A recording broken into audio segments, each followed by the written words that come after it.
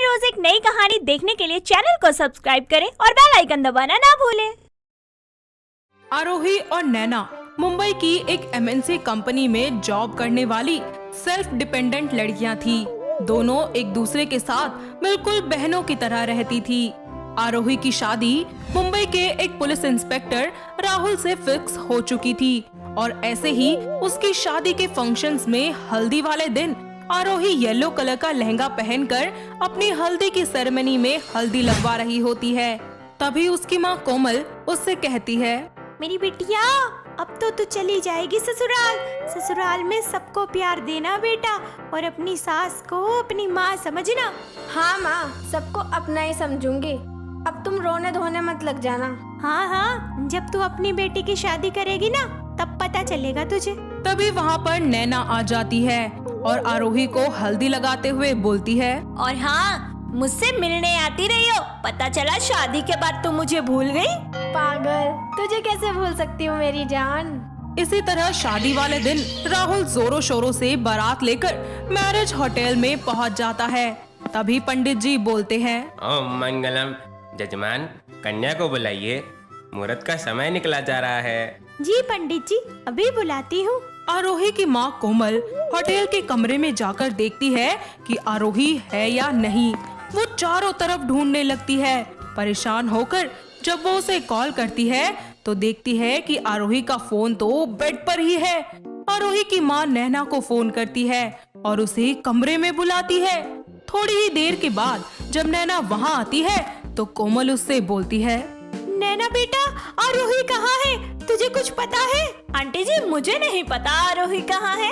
हाय बेटा, मेरा दिल बैठा जा रहा है। मैं क्या करूँ? नीचे बारात है, इतने रिश्तेदार हैं, मैं क्या दूँ जवाब जाकर नीचे? आंटी, कुछ नहीं होगा, आप प्लीज संभालिए खुद को।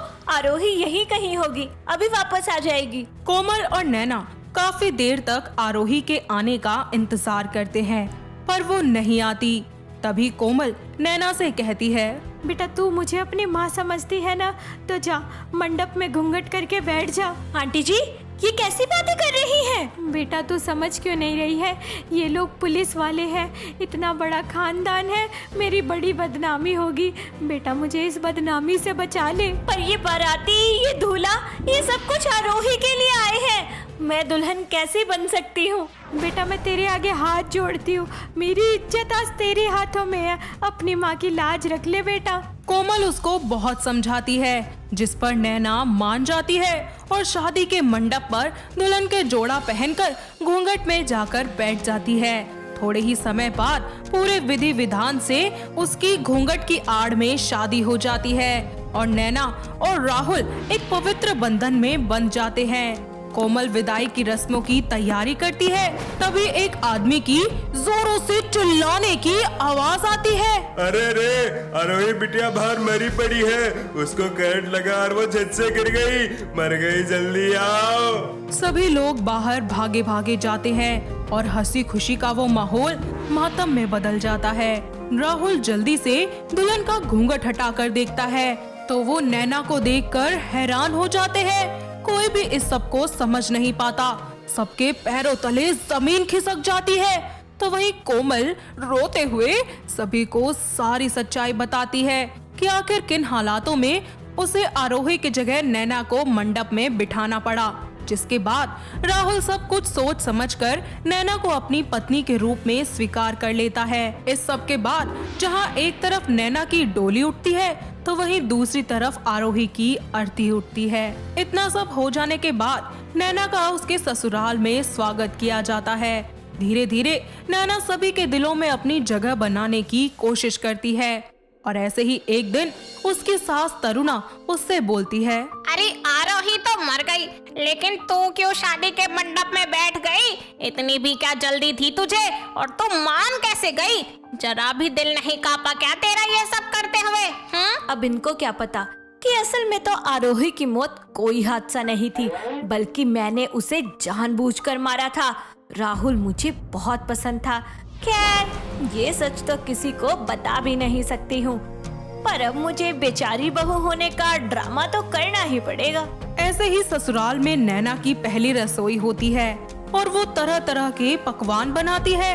कुछ ही देर में सारे मेहमान वहाँ आते हैं और नैना सभी को खाना परोसती है। तभी उनमें से एक औरत बोलती है, अरे तरुणा, भगवान ने बहु तो तेरताई कति घनी कसुत्ती देई है, बिल्कुल गुणी और कति सुथरी, और खाना भी देख के स्वादिष्ट बनाया है इसने। एक बात तो माननी पड़ेगी तरुणा, बहू पसंद की कोई और, फोटो आई किसी और की और दुल्हन बनकर आई कोई और।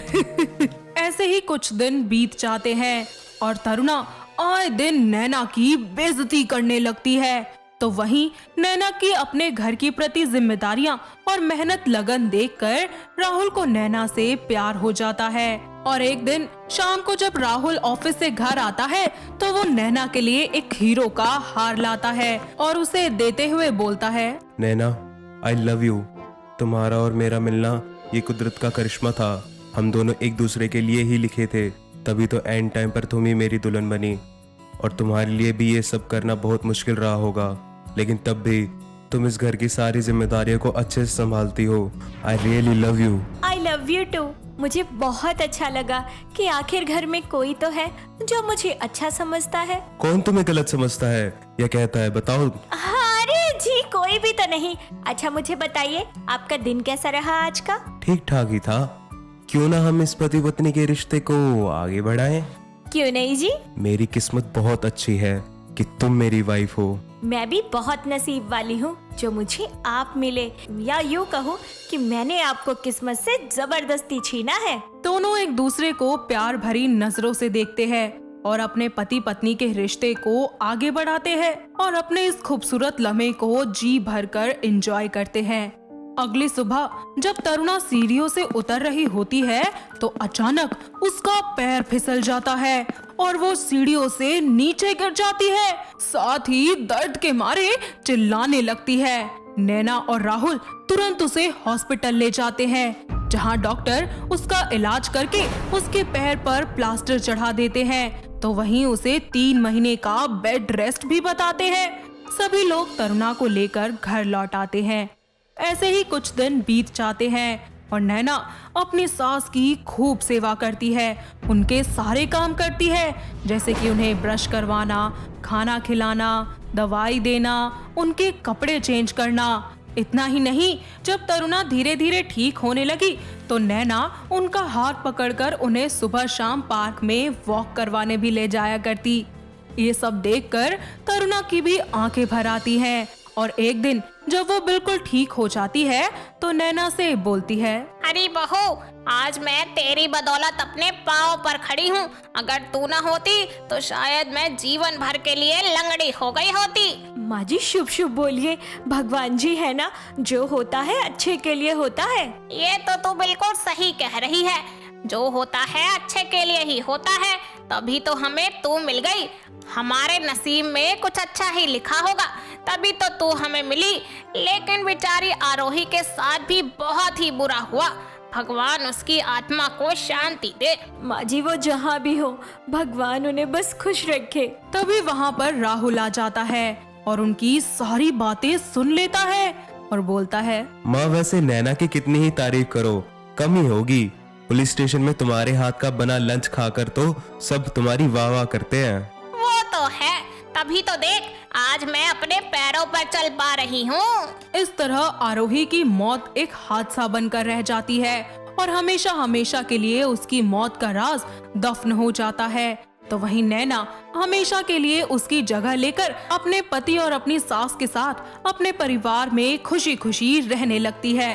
तो दोस्तों, कैसी लगी आपको हमारी ये सहेली बनी दुल्हन की कहानी? क्या आपके घर के आसपास भी है कोई ऐसी लड़की जिसकी दोस्त ने उसके साथ ऐसा किया हो? अगर हाँ तो उन्हें ये वीडियो दिखाइए और हमें कमेंट करके बताइए। किरण अपने पति विनोद को कोनी मारकर उससे बोलती है, इस महीने की सैलरी कहाँ है? जब मिल जाएगी तब आ जाएगी तुम्हारे हाथों में। कब? अगर मैं ना मांगू तो आप तो कभी मुझे दोगे ही नहीं। जान हो जाता है, अब सैलरी ही तो है, आज नहीं तो कल मिल जाएगी। मिलने से पहले ही उड़ाने पर मैडम का ध्यान रहता है। सोच क्या रहे हो? यही कि तुम कितनी अच्छी हो। विनोद की ये बात सुनकर किरण खुश हो जाती है, जिसके बाद वो जाकर डिनर बनाने लगती है। उसको इतना लेट खाना बनाते हुए देखकर विनोद डरते हुए उसे हक कर लेता है और फिर कहता है, मेरी जान ने अब तक अपने पति के लिए खाना नहीं बनाया क्या? दूर हटिए मुझसे, पहले मुझे खाना बनाने दीजिए, क्योंकि आपको तो शर्म आएगी नहीं कि कभी कभी अपनी बीवी को मैं बाहर भी खाना खाने ले जाया करूं। अब तो सैलरी मिलते ही चलेंगे। रहने दीजिए, आप हर बार यही बोलते हो। अरे जान, इस बार पक्का है, मुझे अपनी बीवी को नाराज कर अपनी जिंदगी थोड़ी ना बर्बाद करनी है। सच कह रहे हो ना आप? एकदम सच जान। इतना बोलकर विनोद भी किरण की खाना बनवाने में मदद करता है और साथ ही उसे मना भी लेता है। दोनों पति पत्नी खुशी खुशी एक दूसरे के साथ डिनर करके सो जाते हैं और अगले दिन विनोद अपने ऑफिस जाता है और रात को ऑफिस से घर आ जाता है।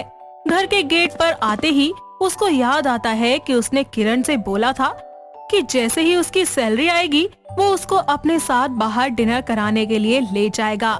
ये सोचते ही वो दरवाजे पर खड़ा हो जाता है और अपनी सैलरी को देखकर खुद से बोलता है, बेटा विनोद, आज तो तू गया। आज तो तेरी बीवी कोहनी मार मार के तेरी चटनी बनाएगी। भगवान बचा लो मुझे।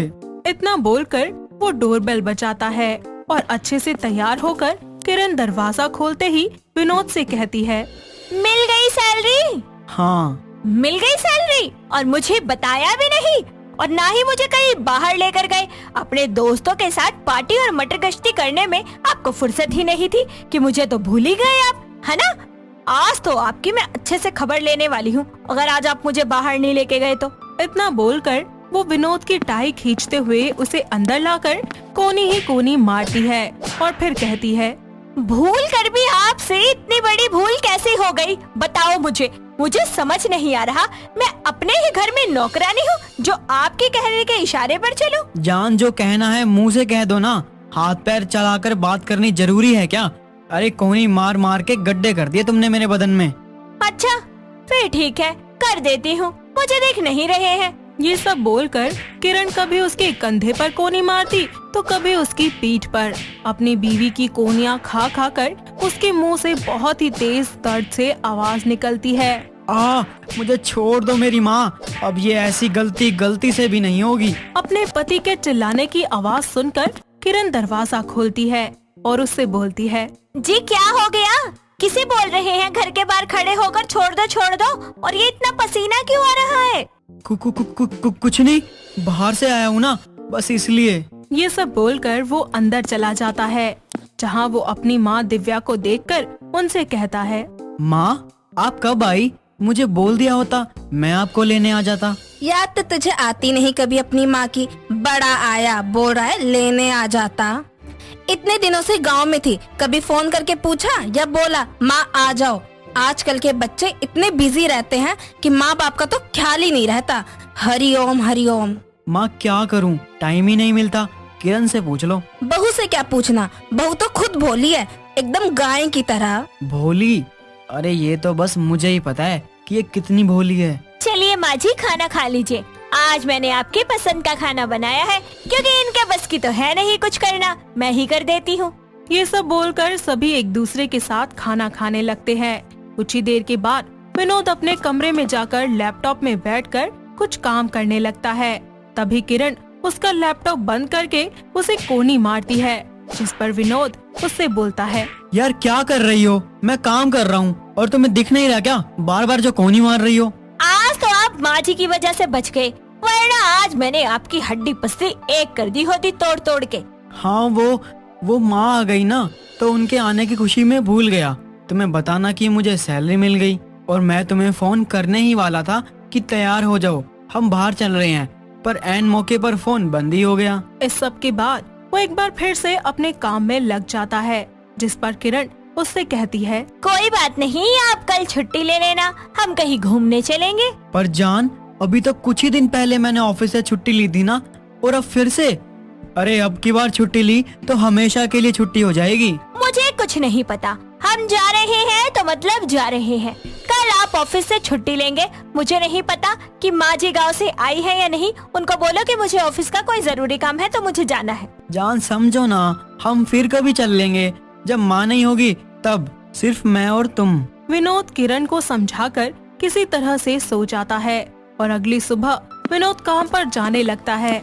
तभी उसकी माँ उससे कहती है, ये नहीं कि माँ इतने दिनों बाद आई है तो माँ को कहीं बाहर लेके जा सके। अपनी माँ की ये बात सुनकर विनोद का मुंह बंद हो जाता है और साथ ही किरण उसे कोनी मारकर मना करने के लिए बोलती है, जिस पर विनोद अपनी माँ से कहता है, पर माँ अभी तो मैं ऑफिस जा रहा हूँ। तो क्या हुआ, एक दिन के लिए अपनी माँ के लिए ऑफिस से छुट्टी नहीं कर सकता क्या? ला दे अपने बॉस का नंबर, मैं बात करती हूँ तेरे बॉस से। कोई बात नहीं माँ, मैं खुद ही बात कर लूँगा, आप तैयार हो जाओ। चल ठीक है, अब तो इतना जिद कर ही रहा है तो मैं अभी तैयार होकर आ जाती हूँ। और हाँ बहू, मेरे बेटे को अब कोनी मारना बंद कर और कुछ बना ले, बाहर घूमने भी तो जाना है। माँ जी हम बाहर जा रहे हैं तो घर से कुछ क्यों बना कर लेके जाना है, बाहर से ही खा लेंगे। बहू क्या है ना, बाहर का खाना मुझे हजम नहीं होता। विनोद बेटा अब तू ही बता ना कुछ बहू को। हाँ किरण, माँ सही बोल रही हैं, बना लो कुछ। इतना बोलकर दिव्या तैयार होने के लिए चली जाती है और किरण गुस्से में जाकर खाना बनाना शुरू कर देती है। उसके गुस्से को देखकर विनोद उसे मनाने जाता है पर किरण उसके पेट में गुस्सा मारकर उससे कहती है, जब मैंने कहा था छुट्टी ले लो तब तो तुम्हें बड़े जरूरी काम याद आ रहे थे और अब क्या हो गया। किरण अपना गुस्सा उस पर निकाल ही रही होती है कि तभी वहाँ पर दिव्या आ जाती है और उसे विनोद को कोहनी मारते हुए देख लेती है। साथ ही बहुत खरी खोटी भी सुनाती है, जिसे सुनकर किरण का गुस्सा और भी ज्यादा बढ़ जाता है। कुछ ही देर के बाद खाना बनकर तैयार होता है और किरण भी तैयार होकर नीचे आ जाती है। पूरा दिन घूमने के बाद वो तीनों बहुत ही ज्यादा थक जाते हैं और जब घर वापस लौटते हैं तो दिव्या उससे कहती है, बहू बहुत भूख लग रही है, तू जाकर खाना बना ले और हाँ खाना मेरे रूम में ही लेकर आ जाना। अपनी सास की बातें सुनकर किरण एक बार फिर से गुस्से में खाना बनाने लगती है और दिव्या को उसके रूम में खाना देकर आती है, जिसके बाद वो अपने रूम में जाकर विनोद को कोनी मारना शुरू कर देती है, जिससे गलती से एक कोनी विनोद के नाक पर लग जाती है और उसकी नाक से खून बहने लगता है। इतने में वहाँ पर दिव्या आ जाती है और विनोद की हालत देखकर किरण से कहती है, अरे सत्यानाश और पापन, तूने ही मारी ना मेरे बेटे के कोनी, तभी उसके नाक से इतना खून आ रहा है। अरे करमजली, तेरे हाथ है या पंखे की पंखुड़ी जो चलते ही रहते हैं। भगवान करे तेरे हाथ ही टूट जाए। माँ जी मुझे माफ कर दीजिए, गलती से लग गया, मैंने जानबूझकर नहीं मारा, सच में। अरे तू अपना सॉरी अपने पास ही रख, कमबख्त। चल बेटा। नहीं माँ, मैं ठीक हूँ, थोड़ी सी लगी है सच में। आप किरण को मत डांटो, वो मुझसे बहुत प्यार करती हैं। आपकी तरह वो मुझे कभी हर्ट नहीं करेंगी। इतना बोलकर दोनों एक दूसरे को गले लगा लेते हैं। कुछ ही दिनों के बाद दिव्या भी अपने गांव चली जाती है और फिर सिर्फ और सिर्फ वो दोनों पति पत्नी ही घर में रह जाते हैं और इसी तरह लड़ते झगड़ते वो अपनी जिंदगी में आगे बढ़ जाते हैं। दोस्तों, अगर आपको ये कहानी पसंद आई तो इसे लाइक करें, शेयर करें और कमेंट करके बताएं कि कहानी में आपको सबसे अच्छा क्या लगा।